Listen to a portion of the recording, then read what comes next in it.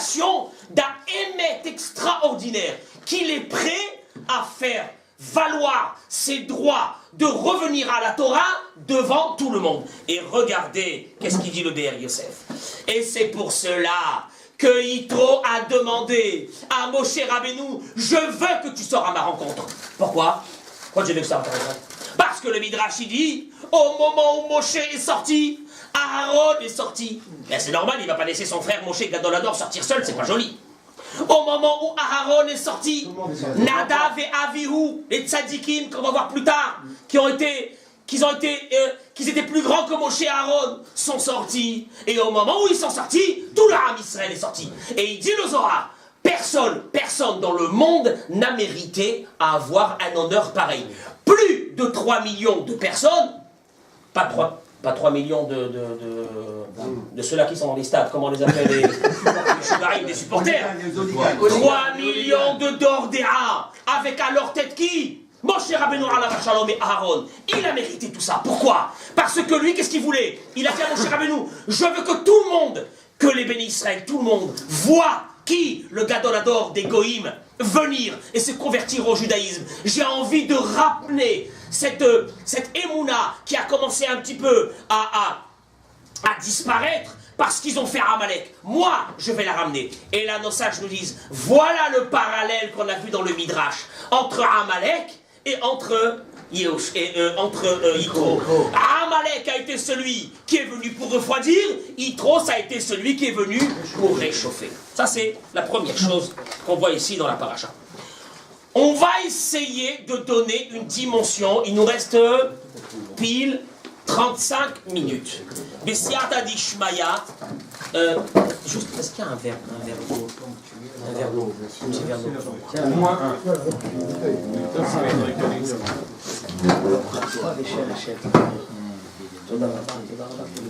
Simon, bon, il faut que je puisse le voir. Il paraît que c'est...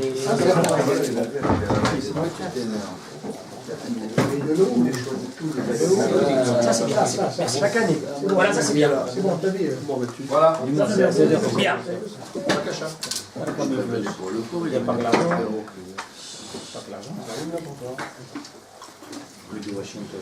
Toda Rabba. J'ai déjà fait chez Akol.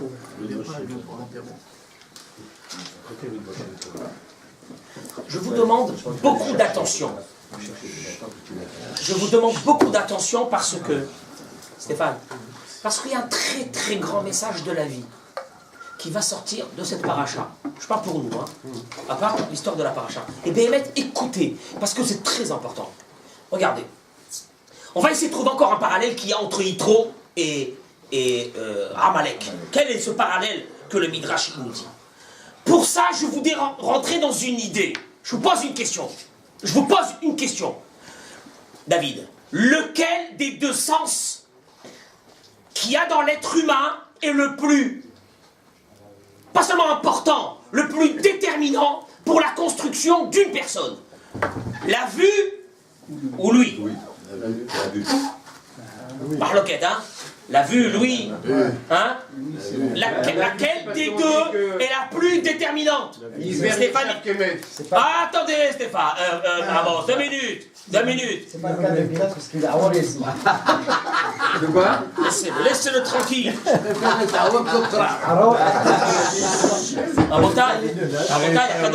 Akadosh Baruch Hu, il nous regarde.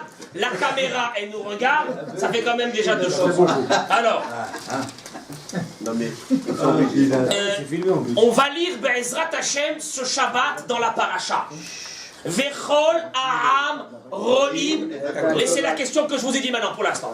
Vechol Aham Ro'im et Akolot. Et tout le peuple voyait les voix. Allez, je traduis. donc c'est la vue. Donnez-moi, une seconde.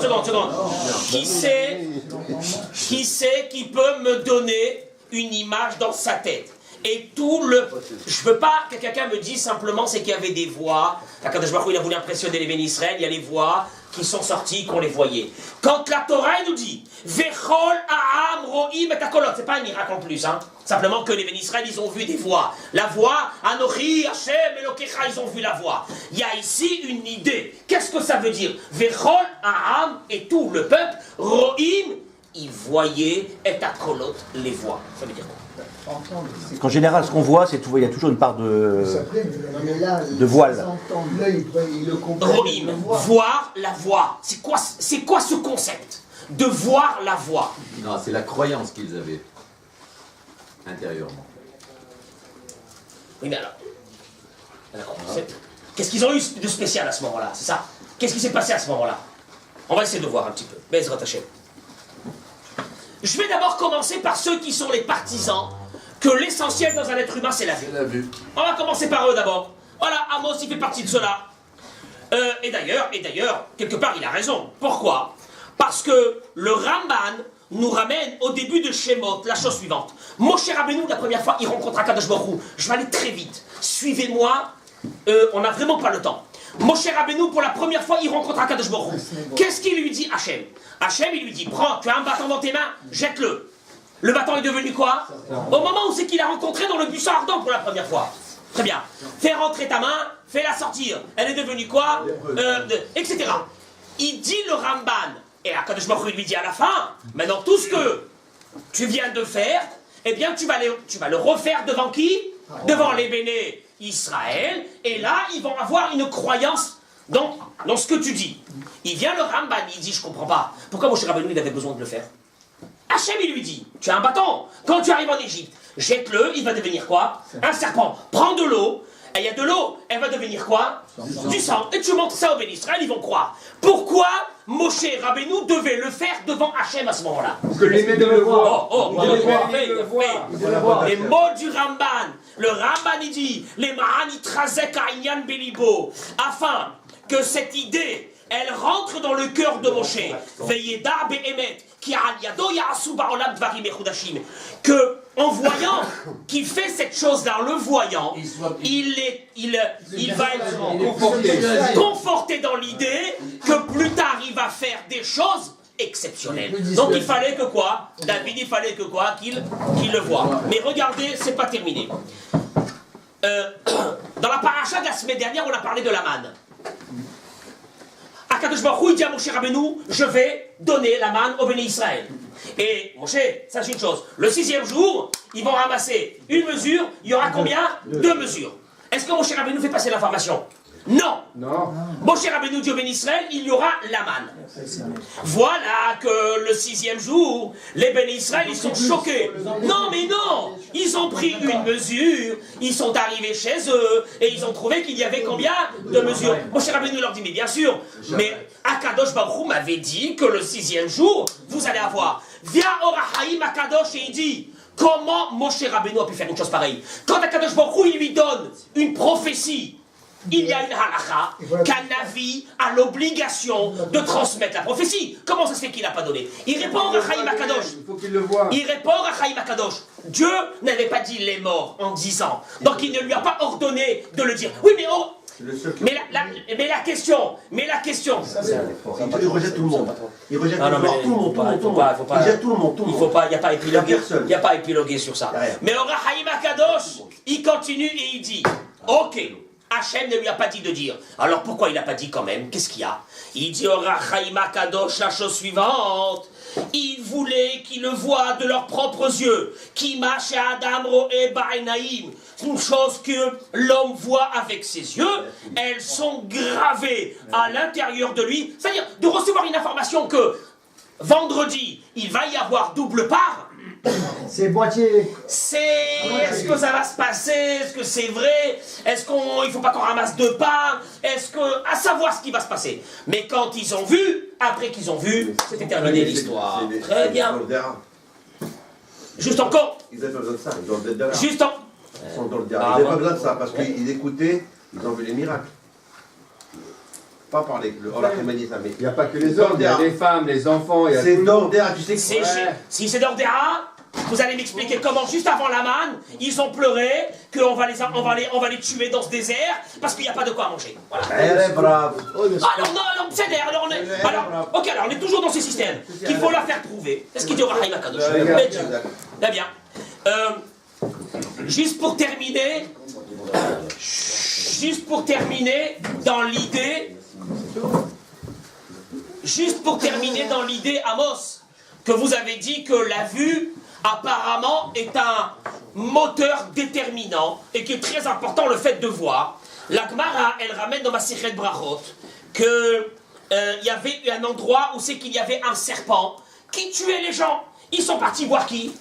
Pas un dératisateurs, ou je sais pas comment on appelle. Ils sont partis chez Rabbi Hanina ben Dossa. Rabbi Hanina, la Gemara raconte, il est parti dans l'endroit aussi qu'il y avait ce serpent. Le serpent est sorti, il a mordu Rabbi Hanina, et le serpent il est mort. Et là, qu'est-ce que la Gemara dit? Regardez, qu'est-ce qui s'est passé?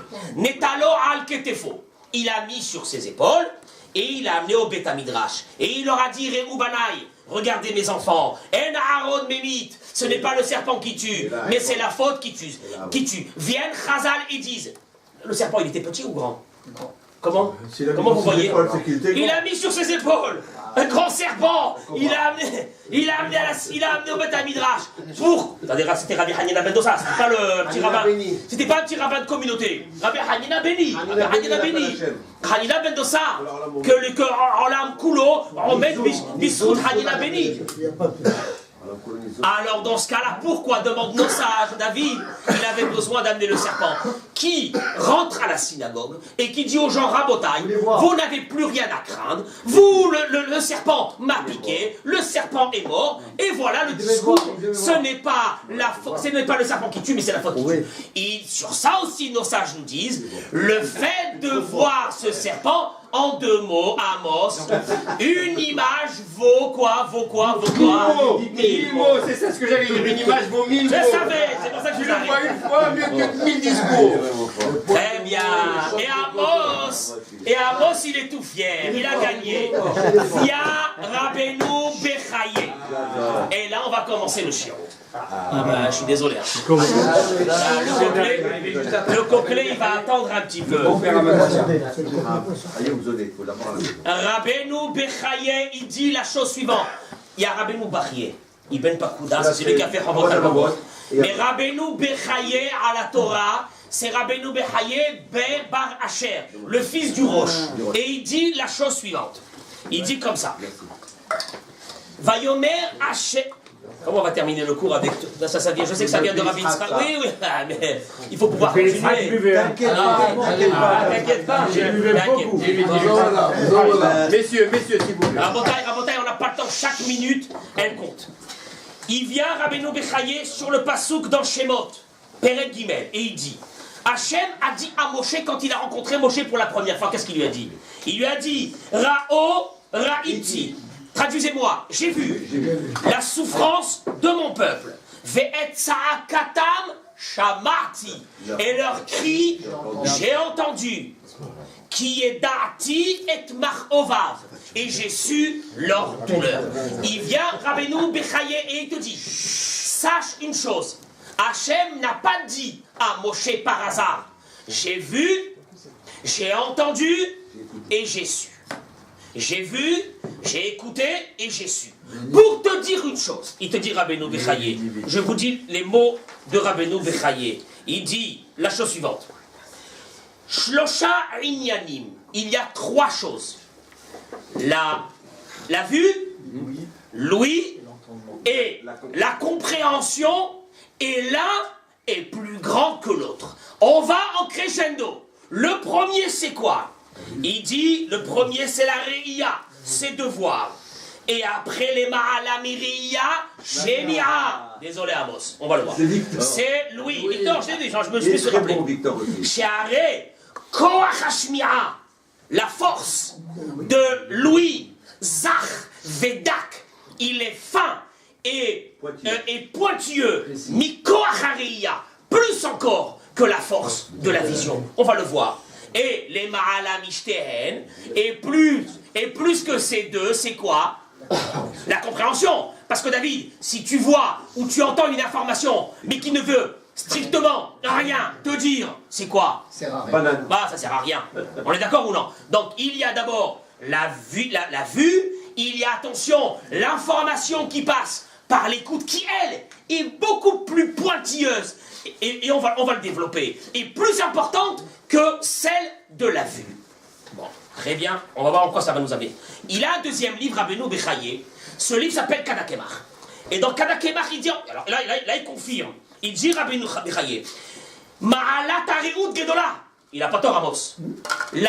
La puissance de la vision, elle est très grande. Mais Ma'alat Hashema, la puissance de l'écoute de Louis, Gedola Yoter, elle est encore plus. Pourquoi? Il répète, Ki Koach Hashema, car la puissance de Louis, de l'information qui te passe par l'oreille, Hu Yoter Zach Vedak Mi Koach Hareut, il est encore beaucoup plus fin et beaucoup plus pur que celui de la vision.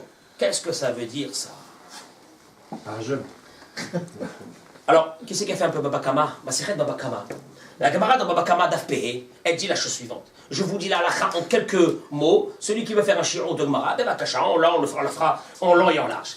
La Gemara dit, Kata et Yado, celui qui a coupé la main à quelqu'un. Alors, allez-nous, il a coupé la main à quelqu'un. Comment il paye? Comment il paye? Alors la Gemara elle dit, Noten lo dme yado, il lui donne le prix de sa main. Comment on fait? Alors on partait à l'époque, il y avait le marché aux esclaves, on partait voir un esclave qui avait les deux mains, et un esclave qui lui manquait une main. Par rapport à ça, qu'est-ce qu'on faisait? Une décote. C'est la décote, la différence, la décote. Voilà, je suis désolé, aujourd'hui on n'a pas ça, mais à l'époque c'était comme ça. La Gemara elle continue et dit, Shiber et Traglo, il lui a coupé sa jambe. Dans ce cas-là, la même chose aussi, la décote par rapport à un esclave. Sima et Terreno, il a rendu aveugle. Non, pas un œil. Tosfot, il dit les deux yeux. Parce que si c'est qu'un œil, il est encore valide, il peut travailler. Les deux yeux. Il dit, Noten lo dme'eno, il y a un prix des yeux. Effectivement.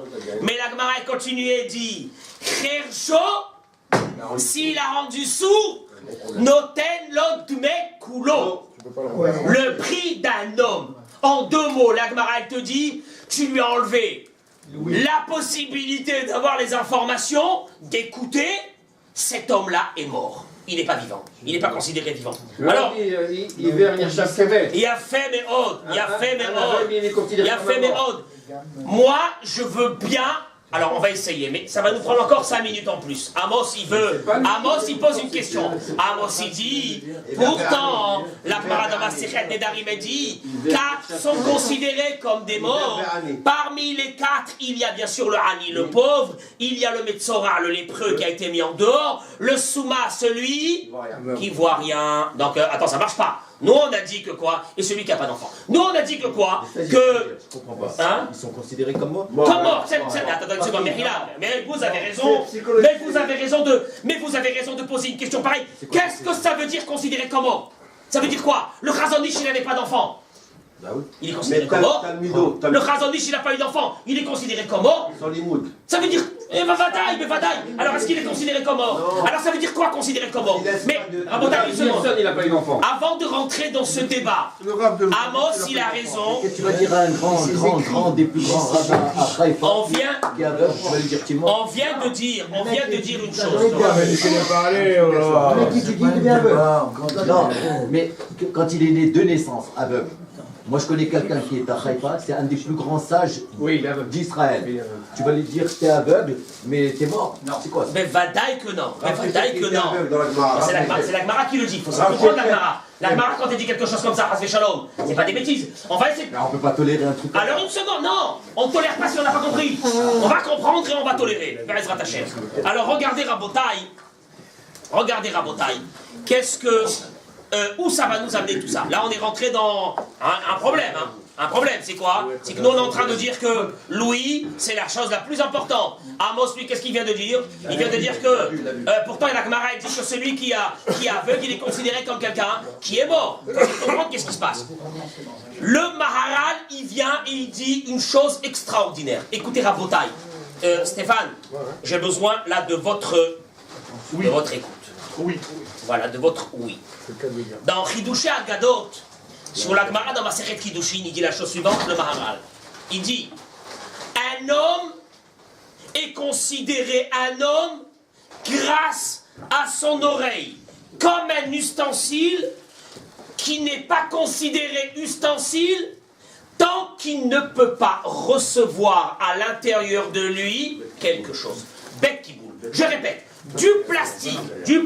Allez, regardez. On va faire ça comme ça. Est-ce que ça, aujourd'hui, on peut le considérer comme un verre? Non, parce qu'il ne peut plus rien recevoir. Au moment où il y a bête qui boule, où c'est qu'il peut recevoir, il devient un ustensile. Un homme, il dit le Maharal, n'est pas considéré.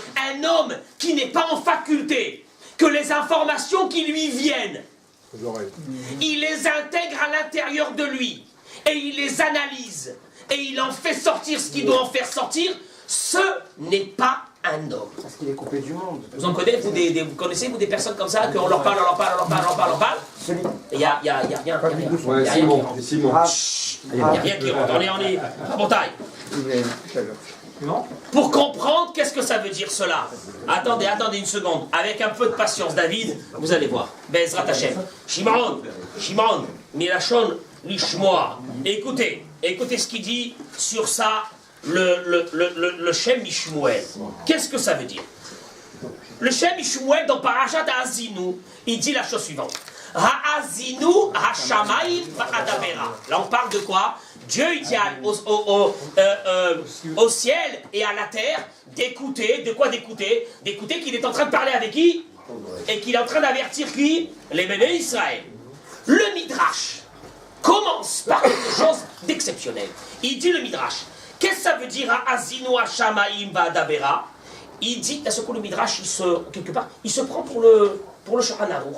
Il pose une question de halakha. Quelle question? Adam et Israël, un homme, un juif, qui avait mal dans ses oreilles, a-t-on le droit de transgresser le Shabbat pour lui? Aucun rapport. On est en train de parler de Moshe, qui dit Ha'azinu ha'shamayim va'adabera. Écoutez le ciel, je vais parler au Béné Israël.